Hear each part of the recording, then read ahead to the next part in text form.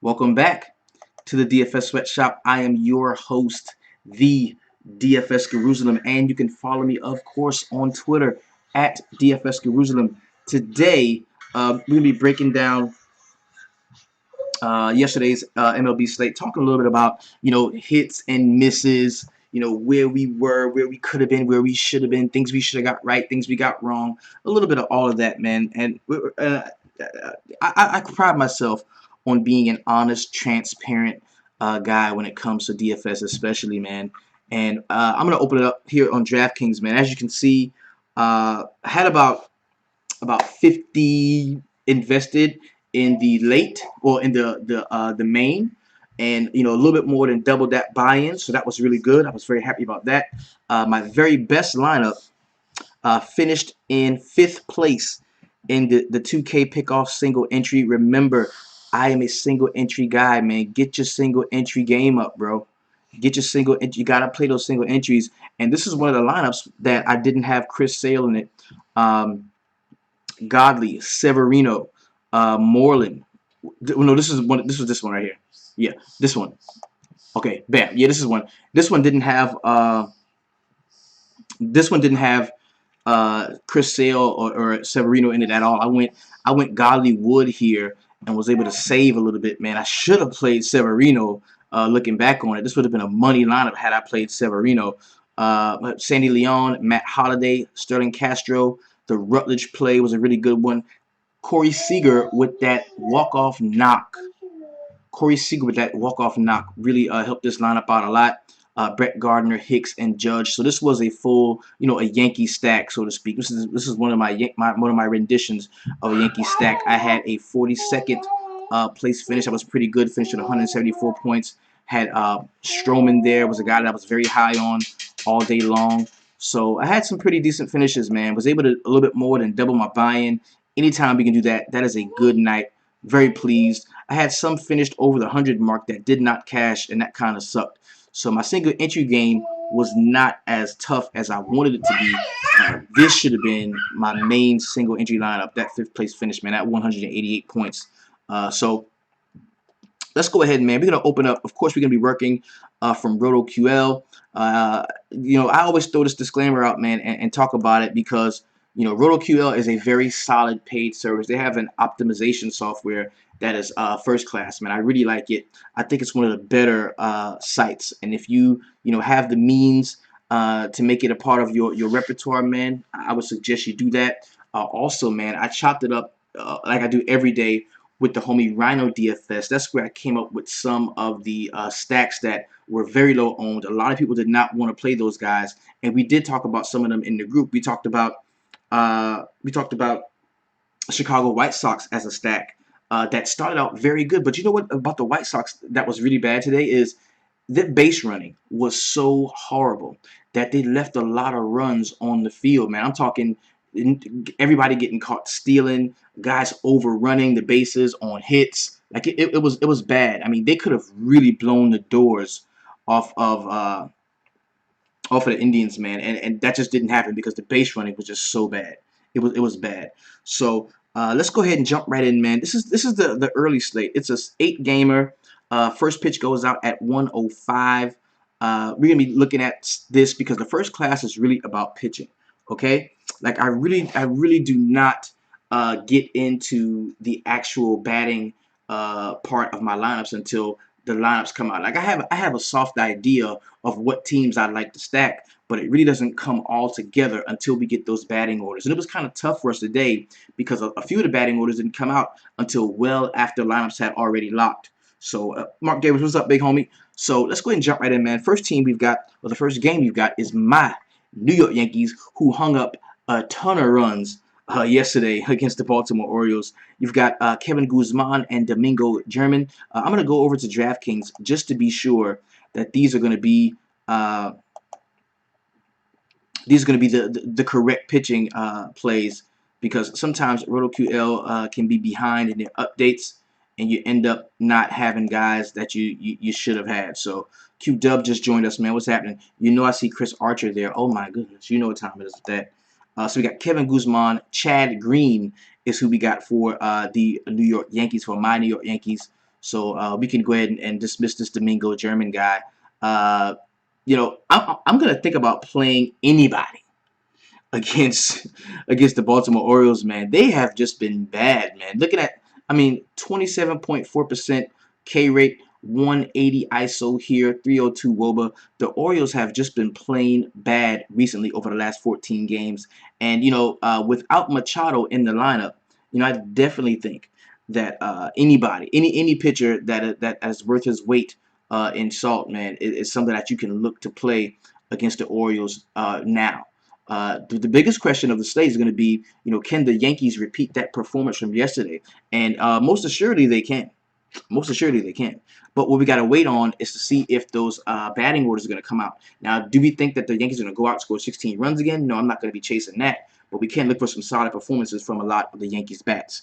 Do y'all think the Yankees can do it again for us? I hope so, man. As an avid Yankee fan, it's always good to see them hang up that many runs anytime. Next game we got is going to be the Chicago White Sox and the Cleveland Indians. We've got two very capable pitchers on the mound here in Carlos Carrasco as well as Jose Quintana. I'm going to open this up again on DraftKings just to be sure. Yes, these are the guys that we will be seeing tomorrow. Now, Quintana did struggle in a couple of starts recently. Let's go ahead and open it up. Make that. Hmm? Does she have that coffee? No, it's up there on the thing. All right, so 34 DraftKings points against Tampa Bay, a team that does swing and strike out a lot. And Josh Dewey brings up a really good point. He says that Quintana is interesting because Cleveland is bad against lefties. The game before that against Boston, -1, 10, 46 was his high against Seattle. So, these are definitely, and this is on FanDuel. Let me bring up the DraftKings so it's a little bit more specific to what we do here in the sweatshop. I'm going to bring it up here. Okay.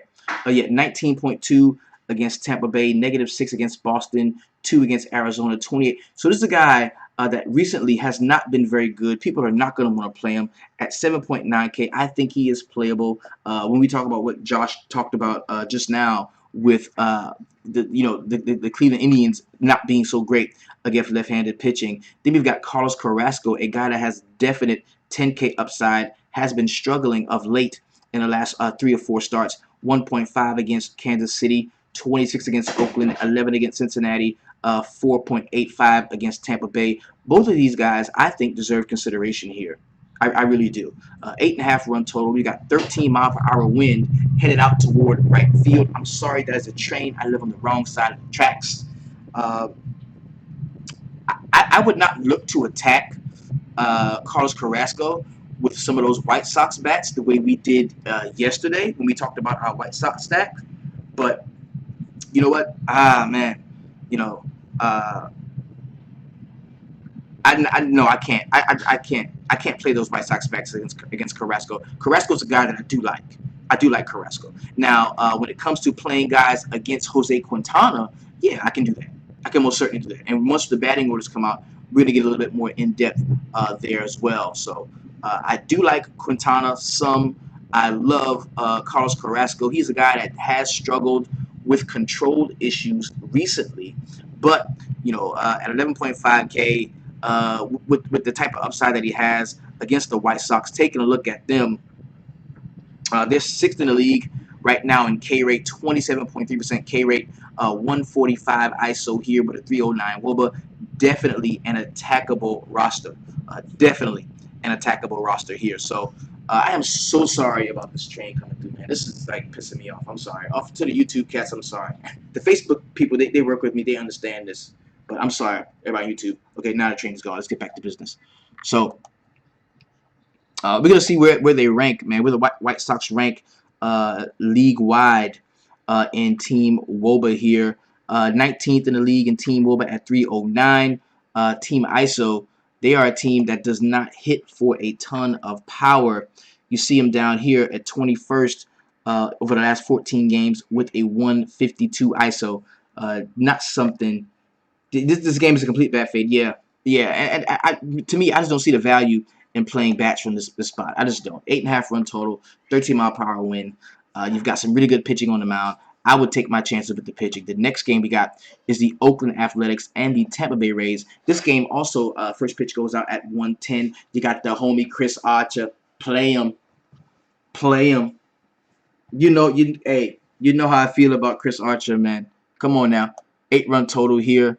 Uh, Dude's in line for 10 Ks, 30 in the last game, in a loss, I believe. Or he just didn't get the win. I don't think he got the win. They may not have lost this game, but he just didn't get the win. 30 here, 16 against Texas, 35 against Minnesota, 27 against my Yankees. Yo, this dude, he's like the next young ace, bro. Becky with the good hair. Let's get it in. Give me some Chris Archer. I pull him on me, baby. You got Jesse Hahn at 5.8, which is definitely going to lead me to like some of that left-handed power from the Tampa Bay side. Those are some guys I will like. Be careful because the money line in this game really favors the Tampa Bay Rays. Sometimes you can bet against that and make a couple of dollars, but I like Archer in this spot. Love him. I'm going to be all over Archer. Yeah, at home, he is a thing. Chris Archer at home is a thing, most certainly, most assuredly. Next game we got first pitch goes out at 1:35. And this is good, man, because all of these games at 2:20 is the latest game. So we're gonna have all of these batting orders tomorrow, and I'm so mad that I'm not mad, but I'm sorry that I'm gonna be in church tomorrow, so I can't get in here and chop it up and mix it up with you. But you're gonna have all of these batting orders before lineups lock at 1:05. Probably about 12 o'clock, 12:30. You're gonna know everybody where they're hitting and what's going on. So that's gonna be dope. Next game we got is the New York Mets and the Atlanta Braves. Let's go ahead and check over on DraftKings. Make sure we got the right pitching prospects here. We're going to check, yeah, okay, Archer Hahn, and we've got Jaime Garcia and Seth Lugo. Don't have a lot of information on Lugo. We're going to have to look and see, what he has been doing so far. We know we have Yoenis Cespedes back against the left-handed Jaime Garcia, and Cespedes just coming off of that grand slam, man, that big jack he had late in yesterday's game. He is a guy. Yeah, Mets got shut down early. I mean, Newcomb was a great play. Shout out to Jeremy Ladd, man. He's the one that really convinced me to give him a shot and play him in some of those early games, which saved some of my buy-in, most certainly. So I'm gonna look to the Braves. I like a few of the Braves bats most definitely, especially those left-handers. I hope Matt Kemp is going to be playing in this one. He missed the first game of a 2-game set yesterday. He should be playing here. I'm gonna like prematurely an Atlanta Braves stack is kind of where I want to go. I'm not going to be on Garcia. I will play some of those Mets bats. I am all good with that. No Lugo for me. No Garcia. Those are not pitching prospects that I want to touch on the slate. Next game we got Miami Marlins and the Pittsburgh Pirates. We got Jeff Locke and Ivan Nova. This just in, man. Without Stanton, this lineup is going to look a little bit different, but I don't want it to take you completely off, okay? Looking at Nova in his last few starts, 11, 11, 10, 15, 8.9. So he hasn't been killing you, but he hasn't been doing it for you the way he was in this section of the season against the Yankees and against Miami, where he had those 41 points. Although he's going to be seeing Miami again. So the history he has against him this season has been pretty good. Without Stanton, the lineup does change, but it doesn't change enough to where I'm not going to be playing any of the Miami bats against Ivan Nova. Normally, Nova is somebody who I like, but we got 10-mile-per-hour wind going out toward left field in PNC Park. 0% chance of rain here, 84 degrees with a 61 dew point and 47% humidity. It is partly cloudy.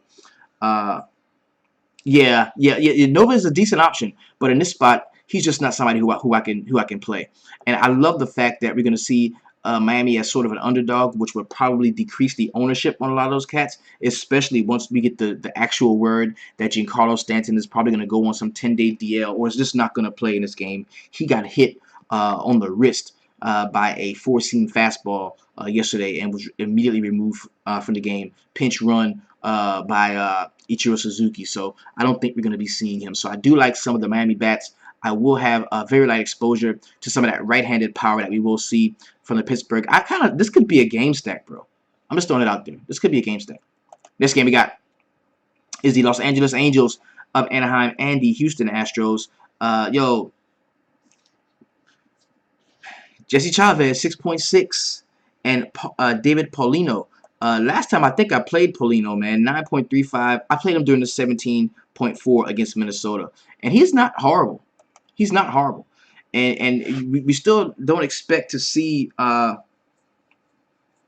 We still don't expect to see Mike Trout back for a little while. So this is a lineup that's going to be, pretty tough to play.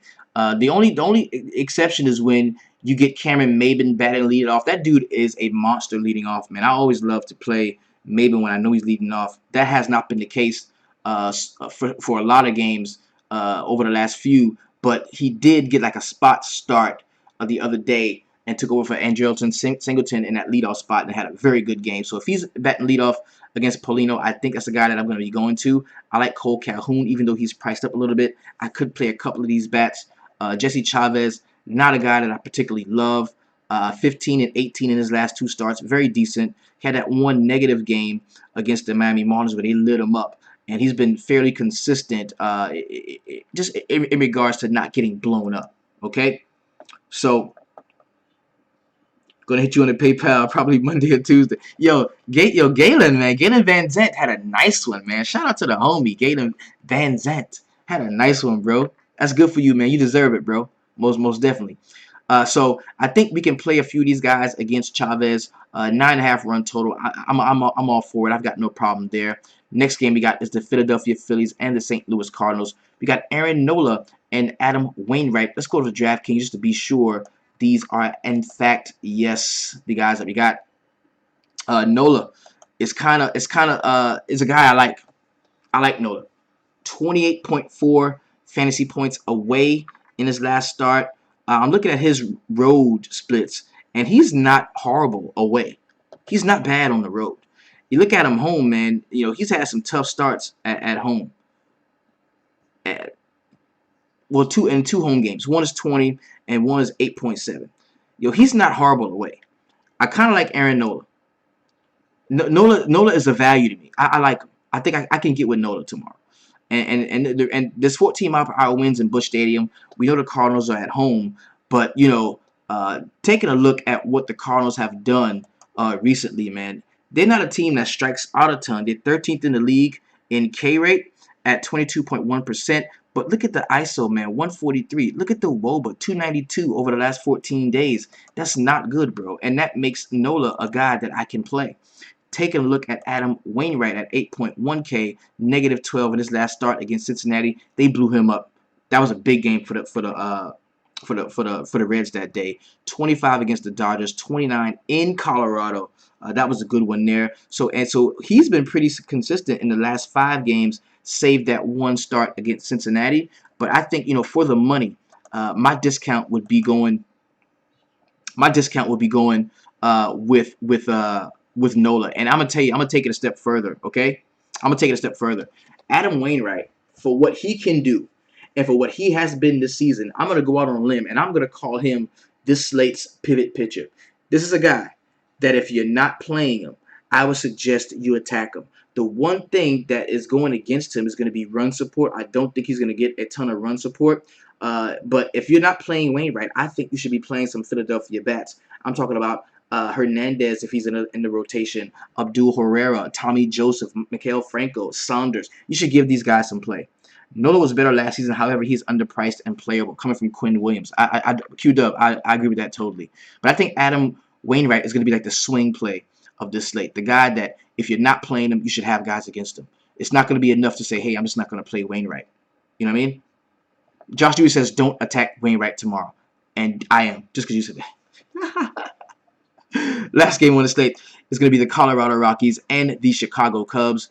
0% chance of rain here. 14 mile per hour wind in Wrigley. Wind in Wrigley is a thing. We got the homie Antonio Senzatella. Now, I will go on record and say that I have been the Senzatella whisperer so far this year, man. Every time I've played this dude, it's come up roses, man. I'm telling you, I got big starts from this guy for very cheap spots, very cheap prices.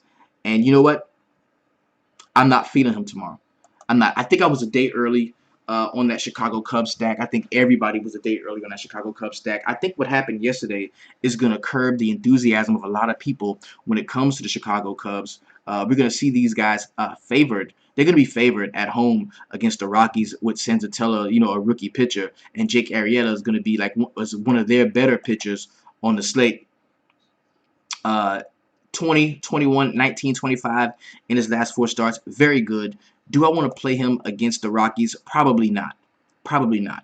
I would be more inclined to rock with a lot of the batting in this spot. I love the fact that Arrieta is 8.7. That way he's a guy that, hey, I can play him or I can attack him either way. I think I do like the Cubs. I like the Cubs. I'm going to play some Cubs. I'm not going to have a ton of exposure to Jake Arrieta, but I will play some of those Cubs bats, and I think you can play Arrieta in some spots.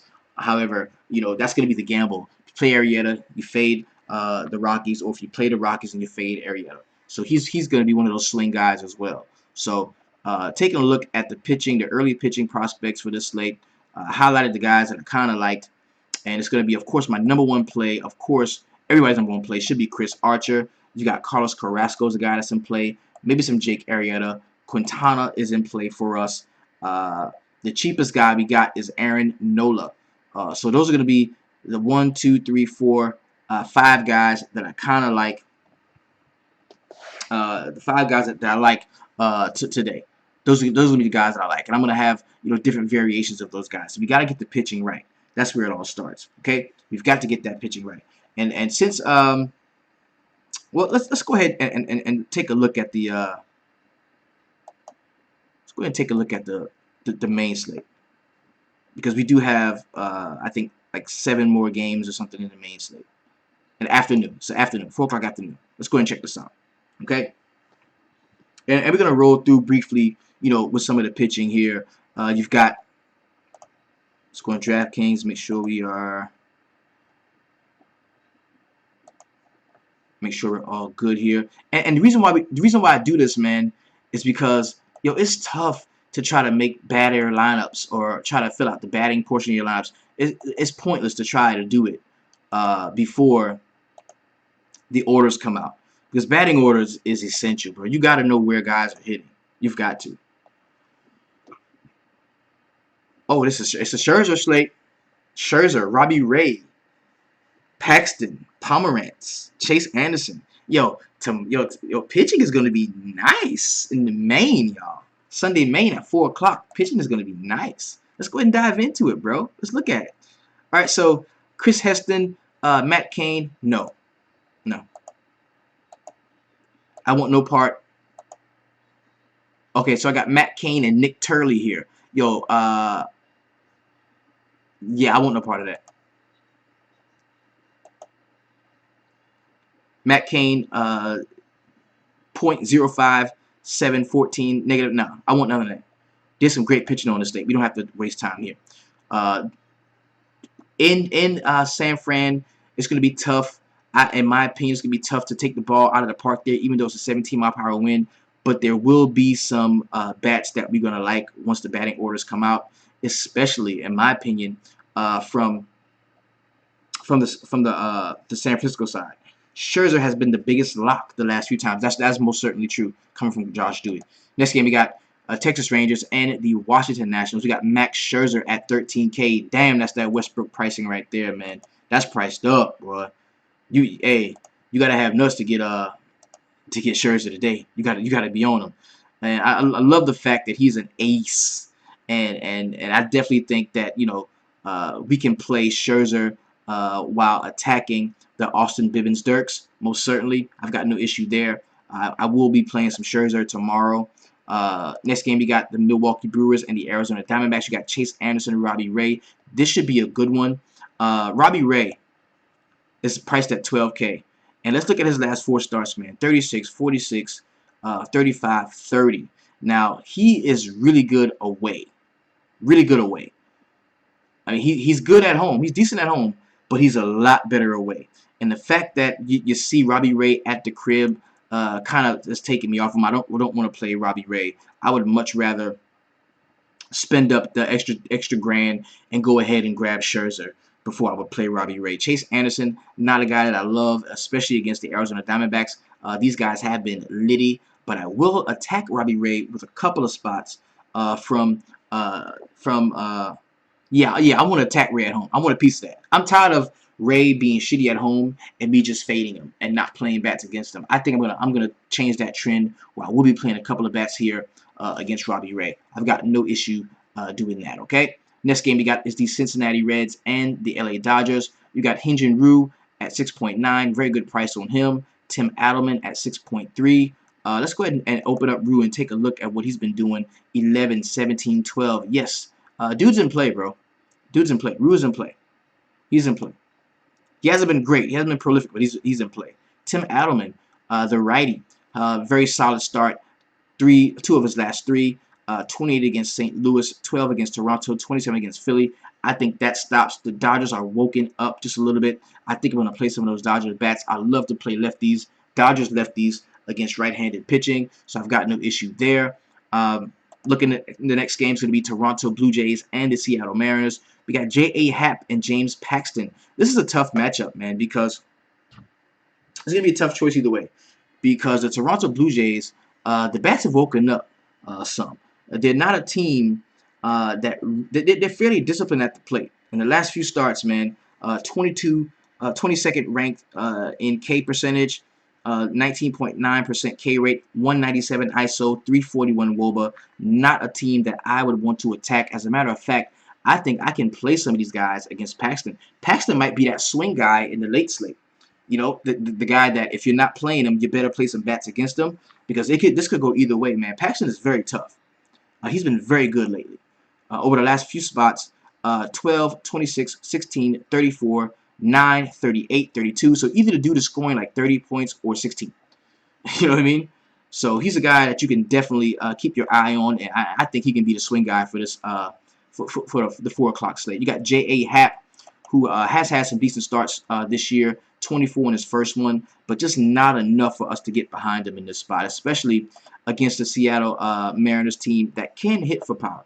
They really can. I'm going to take a look at them as well. The Mariners, another team fairly disciplined at the plate in terms of strikeouts, 19% K rate, 170 ISO with a 362 WOBA. So that's going to lead me to play a few of those bats from the Seattle Mariners against J.A. Happ, especially some of the right-handed power that we're going to see. Guys like Nelson Cruz, you know, automatically strike a blow to me. Maybe some Danny Valencia, Heredia, a few of those guys. So I've got no issue playing some of the Seattle bats here. Next game we got is the Kansas City Royals and the San Diego Padres. Yo, the Royals, bro. The Royals hung up $1 on San Diego yesterday. I'm talking about it was Jack City. Like it went ham. It went nuts.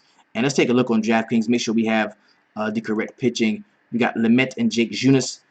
So, you know, normally I would always be like, yo, yeah, man, let's go ahead and attack the Royals with the pitcher. But I don't know if I can do that with Daniel Lamet. -7, 23, 26. Has been decent in a couple of starts this year, but just not a guy that I want to play, especially coming off of that big, hot bat streak that we saw from the Kansas City Royals. But I'm going to consider it. I'm going to consider it because I always like to attack the Royals. If you know me, you know that. You know I like to attack the Royals. Opening up Jake Junis here.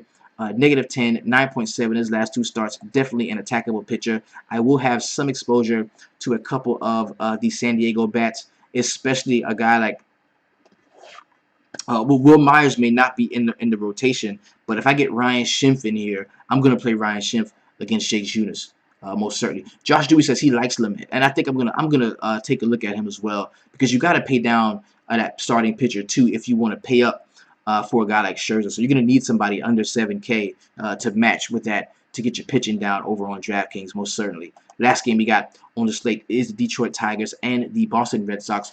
13-mile-per-hour wind going out toward left field. Yo, that spot where this is pointing sucks in left field in Fenway. That is where like the wall just takes home runs and turns them into doubles. Ryan Schiff got sent to the minors? Oh my god. I should have known that. Probably my favorite guy to pair with Scherzer. That part of Fenway sucks. I hate that part of Fenway, bro. That is where like dude hits a towering jack anywhere else. But in Fenway, it's a double, and I hate that. I hate that part. That really sucks. So we got Daniel Norris, Drew Pomerantz. Pomerantz is playable in this spot, but man, some of the righty power that we're going to see from Detroit, guys like Miguel Cabrera, JD Martinez, even Upton, guys that really got a chance to get to Sale yesterday. Those same guys are going to be in play again. So I do like, on the outset, I think Detroit can be a really solid sneaky stack, one that a lot of won't want to play them, the Detroit guys, but I think I kind of like them. No Daniel Norris for me. There's tons of right-handed power that you can use for the Boston Red Sox. So I'm going to have some Boston Red Sox righties here. No Norris, no Pomerantz. So going back over the pitching, and this is for the 4 o'clock main slate. Pat Webb says he can't get the Tigers right. I can dig it. I like Scherzer, Hyun-Jin Ryu. Lamet is a guy that we can take a look at. And that's it, man. Pitching is tough. I mean, there's some good pitching, but pitching is tough. And see, liking Max Scherzer this much, it just narrows my pitching. Like, I don't want any of these guys. I don't want Chase Anderson, Drew Pomerantz, Ray. I don't want to, put it all on Paxton, although I will give him some consideration. But those are the 4 guys that I like as far as pitching goes for that 4 o'clock slate over on DK. So, like I said, there will not be a line drive tomorrow, or today rather, for the simple fact that I'll be with the fam in church, man. So, but however you can message me, we can chop it up on Twitter, Facebook, whatever we need to do. Yo, I want y'all to go out and have a very solid night, man. And it was a good one for me, man. It was a good one for me. I'm happy about doubling up on the buy-in. That was pretty solid, and it was a good one. It was a good one. So, I am your DFS Gurusm. Follow me, of course, on Twitter at DFS Gurusm. Yo, if you're not a part of the sweatshop, man, it would behoove you to get in here, become a part of this thing, man. We are rolling, and it's a really good thing. And also, if you have not laid hold to Rhino DFS, his strategy, what he's doing in his attack, his onslaught, his assault on the Vegas lines, man, go check him out, man, and tell him I sent you. He would definitely give you a discount on your purchase. So this has been your DFS Gurusm, man. Follow me on Twitter at DFS Gurusm. The one thing I want you to do in the sweatshop is to keep it 300. I'll see y'all later on, man. Y'all hold it down. If you go to church tomorrow, say a prayer for your boy. We out.